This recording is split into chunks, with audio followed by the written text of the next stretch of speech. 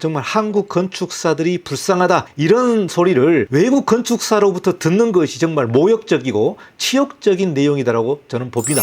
왜 한국에서는 프리츠커 상이 안 나오냐, 이렇게 비판이 많고 자성의 목소리가 있다 보니까 국토부에서는 그러면은 건축사를 양성하기 위해서 프리츠커 프로젝트의 사업을 시행하면 되겠네, 한국 건축사에게 이런 기회도 안 주면서 무슨 프리츠커 상을 운운합니까?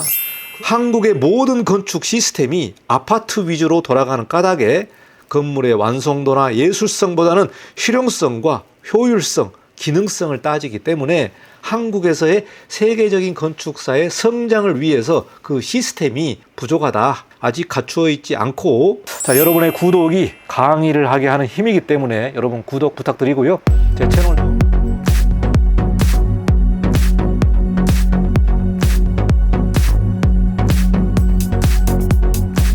김태성 간삼 종합건축사무소 대표는 이러한 비판을 하고 있습니다. 소위 공공건축, 정부나 지자체에서 진행하는 프로젝트에서도 한국 건축사 대신에 해외 건축사들을 쓴다면 우리 민간 사업자들에게 더 큰 영향을 줄 수밖에 없다. 공공 프로젝트에서도 해외 건축사를 쓰는데 민간 사업자들을 비롯해서 우리 사회에 한국 건축사들을 별 볼 일 없다라는 잘못된 메시지를 줄 수가 있다. 정말 그동안 우리가 K-팝과 K-문화, 한류 이러한 부분에서 그동안 K를 외치면서 많은 노력을 했습니다만 오히려 건축은 역주행을 하고 있는 내용을 보여주고 있습니다. K건축을 지원하고 확장하고 세계적으로 수출을 하기 위해서는 정부에서도 K건축에 관련된 지원을 아낌없이 해도 K건축이 살아날지 모르겠습니다만 현재로는 역주행을 하고 있는 내용을 보여주고 있다. 당장 마케팅 효과는 있을지 모르겠지만 중장기적으로는 우리 사회와 건축 산업에 악영향을 주는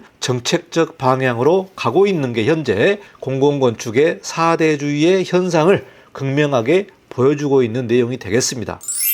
비판을 이어서 보면은 A 건축학과 교수는 민간도 아닌 공공의 영역에서 일반 공모로는 사실상 원하는 해외 유명 건축사를 초청하기 어려우니까 이러한 지명을 위한 운영회까지 꾸리는 번거로움까지 감내하면서 굳이 해외 건축사를 초청하고 있다, 이렇게 신랄하게 비판을 하고 있습니다. 지명 건축을 하려면 운영위원회를 꾸려서 다시 지명 건축에 대한 적정성을 확보를 해야 되기 때문에 별도로 운영회를 꾸려야 되는 그런 번거로움까지 감내를 하고 있다. 이런 거 다 무시하고 해외 건축사를 초청하면 된다, 이런 식으로 지자체에서 무분별하게 해외 건축사를 초청하고 있는 것 같습니다. 제가 최근에 강원도에 여행을 했었는데요. 거기 강원도 시미술관을 보니까 해외 건축사가 설계를 했는데 공사가 정말 형편이 없었습니다. 건축사의 디자인이 월등하다고 하더라도 그 시공이 너무나 형편없었기 때문에 이거는 뭐 이상한 건축물이 나온 그런 사례를 볼 수 있었는데요. 이 건축이라는 것은 설계뿐만이 아니라 시공까지 같이 하나의 팀을 이루어서 잘 만들어야만 정말 명품이 나오는 것이지, 디자인만 사고 공사는 그냥 한국의 조달청의 입찰을 통해 가지고 하는 일반 업체가 들어오다 보니까 형편없는 건축물이 준공된 그런 사례도 있었습니다. 그래서 너무 무분별하게 이런 식으로 해외 건축사를 초청하는 것은 문제다. 규모가 작은 사업이어도 치열하게 일반 공모 경쟁을 펼쳐야 하는 국내 건축사들과 사실상 불공정 논란은 불가피하다. 현재 설계비가 1억 이상이면은요, 공개 경쟁을 해야 됩니다. 공개 경쟁을 하다 보면은 정말 40대 1, 50대 1의 경쟁률을 뚫고 당선을 하는 아주 작은 프로젝트가 한국 건축사의 현장인데, 대규모 프로젝트를 이렇게 선정 단계부터 해외 건축사들을 지명 초청을 해가지고 공모를 한다는 것은 이거는 불공정 논란이다. 이것은 매우 잘못된 것이다라고 비판을 하고 있습니다. 다음은 남정민 고려대 교수가 비판한 내용을 보겠습니다. 국민 세금으로 공공의 자산으로 지어지는 공공건축의 특수성을 생각해 보면 아무리 역량이 뛰어나고 설계 품질이 좋더라도 이 같은 해외 유명 건축사를 초청하는 게 능사는 아니다. 능사는 아니다. 이 내용을 말을 하고 있고요. 설계는 잘하지만 고유의 스타일이 정해져 있는 외국 건축가들만 골라서 지명하는 것은 정말 좋은 아이디어와 디자인을 찾아서 발굴하는 과정이 아니라 이미 증명되고 성향이 뚜렷하며 내용이 무엇인지 알고 있는 고가의 명품을 수집하는 그 과정과 비슷하다. 이렇게 강하게 비판하고 있습니다. 왜 그러냐면 해외 유명 건축사 같은 경우는 디자인의 독특함이라든가 스타일이라든가 이런 부분들이 어느 정도 정해져 있거든요. 그 정해져 있는 스타일로 유명해졌는데 한마디로 한국에서는 그 스타일을 가져오고 명품을 구입하듯이 수입한다는 그런 내용으로 우리가 인식하시면 될 것 같습니다. 그 프로젝트 하나가 가지고 있는 고유한 특성과 프로그램과 지역의 성격과 공사비 예산 여러 가지 고려사항이 있음에도 불구하고 그냥 그걸 다 무시하고 해외 건축사들 불러서 디자인만 사는 이런 과정들은 잘못된 것이다. 이것은 명품을 수입하는 것과 무엇이 다르냐? 이렇게 강하게 비판하고 있습니다. 다시 프리츠커 상으로 돌아와서 일본은 9명을 수상을 했고요. 한국은 0명입니다. 건축계의 노벨상인 프리츠커상 수상자의 격차를 보니까 이유가 있었다. 그 이유를 말하고 있는데요. 한국은 경직되고 폐쇄적인 업계 분위기가 있고요. 건축사의 성장을 가로막는 걸림돌로 이러한 경직성, 폐쇄성의 업계 분위기가 작용하고 있다라고 비판을 하고 있습니다. 한국의 모든 건축 시스템이 아파트 위주로 돌아가는 까닭에 건물의 완성도나 예술성보다는 실용성과 효율성, 기능성을 따지기 때문에 한국에서의 세계적인 건축사의 성장을 위해서 그 시스템이 부족하다. 아직 갖추어 있지 않고 한국의 건축 문화가 너무나 아파트 위주로 돌아가다 보니까 건축의 완성도, 미적인 이 부분들은 깡그리 무시되는 측면들이 강하게 나오고 있는 것 같습니다.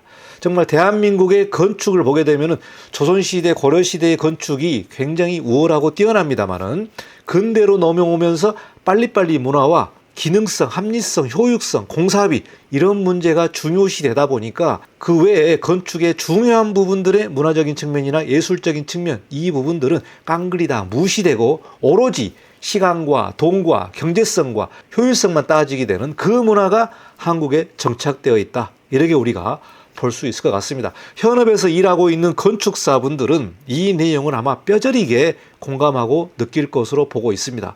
국내 건축계에서는 내년 2025년 3월에 프리츠커상을 또 발표하게 되는데 한국 건축사의 수상 가능성은 제로에 가깝다. 그만큼 한국의 전반적인 사회 시스템과 구조가 건축사를 대접하는 문화가 아니라 오히려 기능인으로 취급해버리는 그 안타까운 현실이 세계적인 건축사가 나올 수 있는 환경을 저해하고 있고 앞으로 프리츠커 건축상이 나올 가능성은 매우 희박하다. 이렇게 전망을 하고 있는 게 업계의 분위기인 것 같습니다.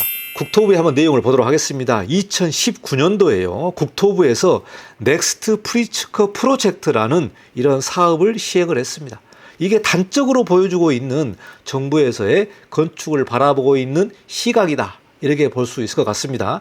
왜 한국에서는 프리츠커 상이 안 나오냐? 이렇게 비판이 많고 자성의 목소리가 있다 보니까 국토부에서는 그러면은 건축사를 양성하기 위해서 프리츠커 프로젝트의 사업을 시행하면 되겠네. 국비로 지원해서 해외 연수자를 모집해서 돈 주고 해외에 보내고 이렇게 프로그램 시행하면은 자연스럽게 프리츠커 상이 나오는 거 아니냐? 이렇게 시각을 가지고 있는 부분이 매우 잘못된 내용이다. 왜 그러냐면은 프리츠커 건축상이 나오기까지는 이게 하루아침에 만들어지는 일이 아니다는 겁니다. 수십 년 동안 한국의 문화와 건축의 이 시스템이 프리츠커 상을 배출할 수 있는 그런 인프라가 조성이 돼야 되고 무르익어야 되는데 단순히 넥스트 프리츠커 프로젝트 사업을 시행하는 이런 영역적인 마인드를 가지고 해결해야 될 내용이 아니다라는 겁니다. 한국 건축사에게 이런 기회도 안 주면서 무슨 프리츠커 상을 운운합니까? 건축이라는 거는 설계와 시공 그리고 최종적으로 건축물의 완성도가 다 같이 이루어져야만 건축의 그레이드가 올라가고 수상을 받을 수 있고 이 내용이 종합적인 부분인데 한국의 공공건축물 같은 경우도 해외 건축사를 무조건 수입을 하면서 그 기회도 안 주는데 무슨 한국 건축사가 프리츠커 상을 받을 수 있는 여건이 되겠느냐 이런 비판이 있습니다. 정말 이 부분은 거꾸로 가고 있고요. K건축이 살아나려면 앞으로 이런 프로젝트에 대해서 다시 한번 숙고를 하고 공정하게 한국 건축사에게도 기회를 줘야만 프리츠커 상을 받을 수 있는 여건이 하나 둘씩 만들어질 것으로 예상을 하고 있습니다.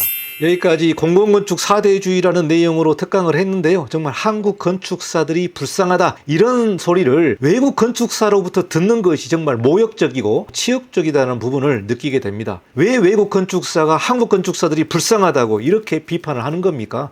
정말 어처구니 없는 모욕적인 이런 언사를 받으면서 한국의 건축을 해야 되는지 자괴감이 들 정도인데요. 공공건축의 4대주의는 정말 그만하시고 앞으로 한국 건축사에게 더 기회를 줄 수 있는 그 정책을 펼쳐야 되지 않겠나. 공공에서 이렇게 4대주의로 가게 되면 민간은 얼마나 더 하겠느냐. 이 내용을 뼈저리게 한번 생각해 보시면서 앞으로 한국 건축의 발전을 지원하고 후원하는 그런 정책을 펼치시기를 다시 한번 간곡하게 부탁드리겠습니다. 여기까지 특강을 마치고 다음 시간에도 뵙겠습니다. 감사합니다. 이관용 건축사였습니다.